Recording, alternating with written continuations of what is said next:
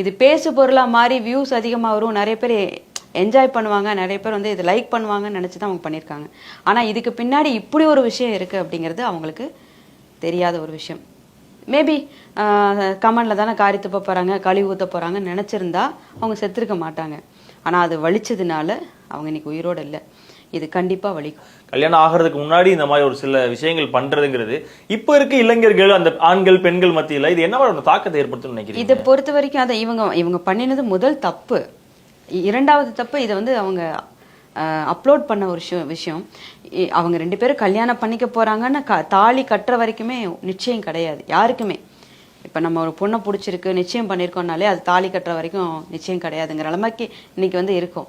தாலி கட்டி நேற்று ஒரு நியூஸ் பார்த்தீங்கன்னா, கலட்டி வச்சுட்டு நான் இன்னொருத்தரை விரும்புகிறேன், உங்கள் வாழ்க்கையை நான் ஸ்பாயில் பண்ணல, எங்கள் அம்மா அப்பாவுக்கு நான் வந்து பதில் சொல்ல முடியல, அதனால நான் தாலி கட்டிக்கிட்டேன்னு கலட்டி வச்சுட்டு போயிடுச்சம்மா அந்த பொண்ணு.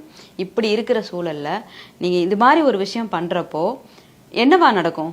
மரணம் தான் நிச்சயம் நடக்கும்.